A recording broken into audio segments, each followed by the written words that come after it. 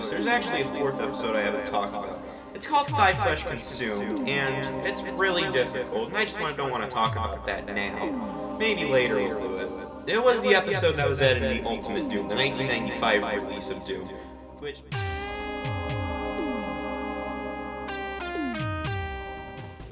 I got a new computer a few months ago, and it's pretty great to play new games on. It has an Intel i7 processor, a NVIDIA RTX 3060, 32 whole gigabytes of RAM. So, let's talk about a game from 1995. We're talking about Doom again!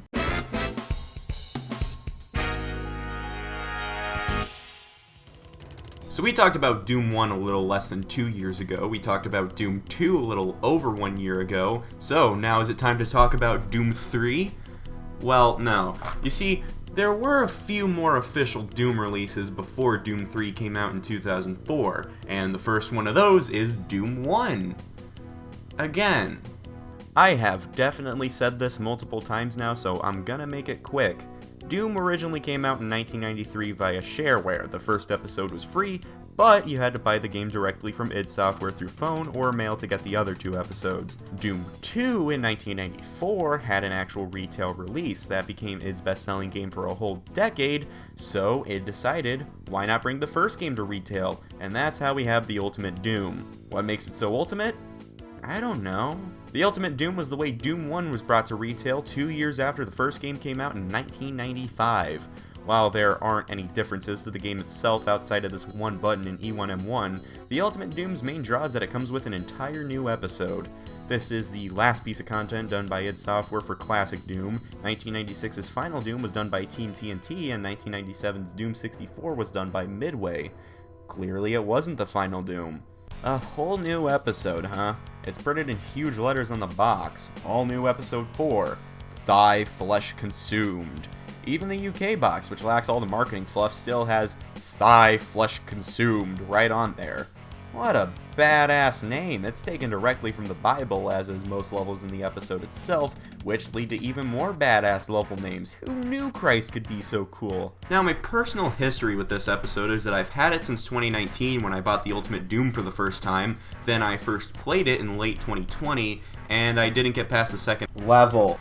Until now. If you thought Doom 1 and Doom 2 were easy, Thy Flesh Consumed is there to swear you out at the door and whack your teeth in with a baseball bat, then politely invites you in afterwards. While it doesn't take much to beat the original game on the hardest difficulty, unless you're 15 and a moron, Thy Flesh Consumed is rather difficult for being packaged in with what is quite literally the easiest Doom game. This is a single episode. I guess we can talk about every level individually since there isn't much to discuss anyway.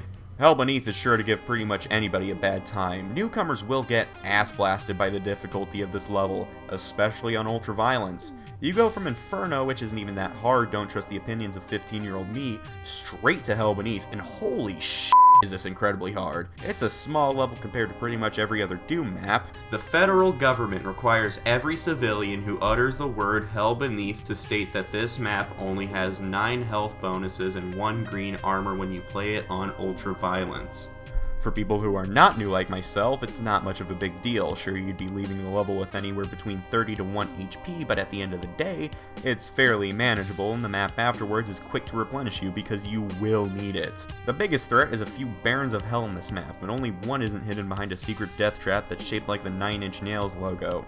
I don't usually get 100% kills in this level because I'm a loser. I refuse to even touch the 9 Inch Nails trap. Even then, if you play your cards right, the one non-secret Baron is easy to deal with. For example, by complete accident, I was able to get the guy into a spot where he can't touch me with his fireballs, so he's just forced to eat my rockets instead. I pretty much just wuss my way through this map the whole time, and it works. There isn't much to comment on about this map outside of the absurdly low amount of health in the 9 Inch Nails logo, but there's certainly a ton to talk about in the next level, Perfect Hatred. Legend has it that John Romero started this level at midnight and finished it at 6 in the morning. Sure, it's been proven, he stated it multiple times, but did he really only have 6 hours? You get so many weapons in this level. I almost recommend playing this level with the pistol start because then you're often full health. No joke. Every weapon you can find in the original Doom is present in this level, save for the chainsaw, which is found later into the episode. Your best friends are the F6 and F9 keys. Your fingers are practically going to make love to them, because those keys respectively are quick save and quick load. Yeah, saving in the classic Doom community is rather looked down upon, but everyone has their own ways of playing, and not everyone's great at Doom, such as myself. The original DOS version of the game has a save feature built in, so I don't know what to call people who are sticklers about it, because it definitely isn't purism. It's a decent challenge, but Perfect Hatred does not like to be nice to the player until the very end. You get a plethora of ammunition and health in this level, only for it to be wrung dry within minutes. The very end, however, you get a ton of rockets, health, and the BFG, but only if you take the correct route to kill the Cyber Demon up here, which is the cool route to kill him. Just go through this teleporter once it opens and you telefrag him, killing him without a single shot fired. Also, once you've killed everything, walk past this, go to the lava pit to your right, and hey, secret exit. Many new players don't get past Perfect Hatred. I'd say many new players stop at Hell Beneath, but for those who overcome the challenge those levels present, it doesn't get much difficult after that. The rest of Thigh Flesh Consumed is easy. It's not that difficult. Nothing past this point gets harder than anything in Doom 2, which if you're a slightly seasoned Doom player, is easy peasy lemon squeezy. In fact, it gets rather boring here. That's what the secret level Fear perfectly captures, and ironically, it's the level in this episode I fear the least.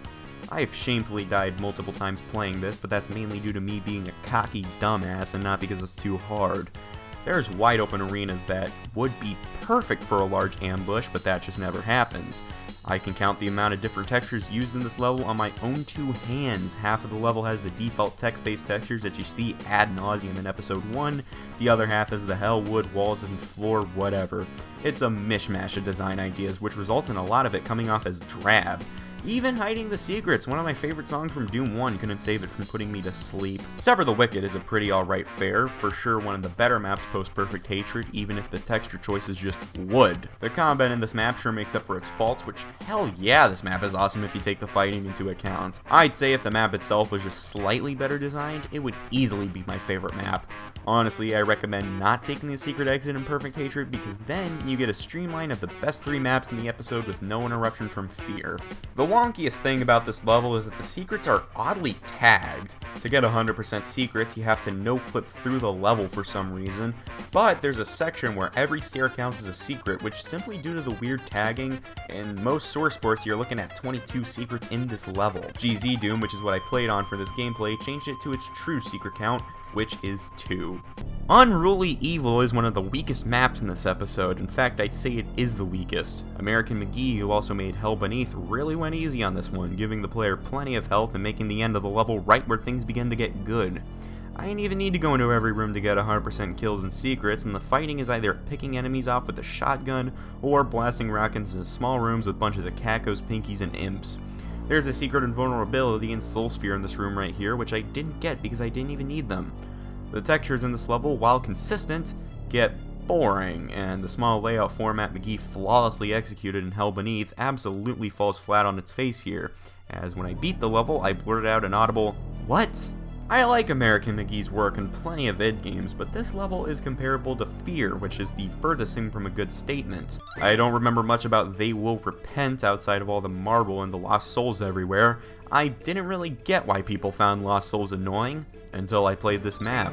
They're fucking everywhere, and sometimes they will ruin your day. I am left sometimes wondering why the hell these lost souls are in the areas they're in, but still, this map just has nothing. The combat is boring as hell here. Just like Fear, there's areas for big fights that just end up not happening. I love comparing things to Fear. If you didn't already notice, it's how I picked up puppies at the adoption center. Against the Wickedly is about as hard as Perfect Hatred, but it's not as much of a challenge if you have all the ammos the levels prior have so generously gifted to you. The main threat here are all the lava pits, which force you to use the radiation suits wisely. Resource management is key in this level. While there's a ton of rockets to help you beat the Cyber Demon, with the close quarters of this arena, I almost recommend against using the rocket launcher if you don't have an invulnerability power-up. Even then, the BFG is still quicker. Against the Wickedly has a lot of puzzle-like elements that work out well. The central part of the map is this teleporter that takes you somewhere depending on which side you approach it at. I don't really like puzzle maps in Doom a lot of the time, but Romero pretty much did this well. Figure out where you have to go first, find keys to press switches, and once the Cyber Demon opens at the end, fight him, and go on your merry way. And Hell Followed is a decent map, and the only one in this episode by the late community member Dr. Sleep. This level is everything Fear wanted to be. Look at that, wide open arenas with demons actually in there.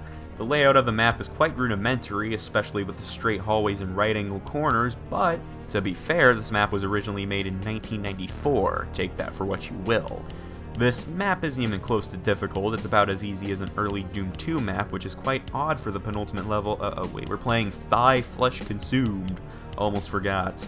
Yeah, we're almost done with Thigh Flesh Consumed. After all, it is only a single episode. I can beat Doom 1 in less than a day. Even if I have to take breaks, it still takes me no time to beat this. The final level, Unto the Cruel, is pretty good. It's not perfect. For example, why are all these head scanners condensed into one room at the very beginning of the level? Regardless, this is a true final boss level to Doom 1. The Spider Mastermind returned, and with her in this level is a legion of demons. Dis, the final level from Doom 1, had nothing more than the Spider, a Baron, and a Cacodemon, which is a setup to a joke only found in Gamer Comics from 2008. There are actual fights in here though, and if you feel like you missed an enemy or two after you kill the Spider, it's not like you can't go back. Also, really funny how they include a Soul Sphere and Mega Armor here, just in case you're uncomfortable about beating the game with less than 200% health and armor. So, you've avenged your dead pet bunny Daisy. Congratulations! But now that you're back on Earth, you were this entire episode actually, but that's not quite apparent, you see potential pain and gibbitude all over this nation's cities. What the kind of word is gibbitude? Next stop, Hell on Earth, because the time we needed a Doom 2 teaser the most was in a time after Doom 2. Imagine somebody that didn't know Doom 2's campaign was called Hell on Earth and thought that this was going to be a whole new episode to Doom 1 in the future. God bless those kids who thought that. Something that you'd miss in this episode, especially after Doom 2, is the super shotgun. It would have been cool if that was added into the Ultimate Doom, but whatever. At least the PSX port of Ultimate Doom has Doom 2 monsters when you play the game on Ultraviolence. Still no SSG, you don't get that until the very end of the Ultimate Doom levels, on PSX exclusive maps. And I know this is a mod for GZ Doom that recreates the PSX version of the game, but it is incredibly faithful, and you give me the choice of playing Doom with a keyboard and mouse or playing it with a PSX controller pre-DualShock, I'll gladly take the PC conversion. So that was Thigh Flesh Consumed. To put it in a simple sentence, it's fine. To put it in a longer sentence, Thigh Flesh Consumed is fine, but the pacing is completely off, and it's clear that this episode was made just to get people to buy Doom 1 in retail. The only thing I do in this thing is play old shit. Now, to be fair, the remaster of this game did come out in 2021.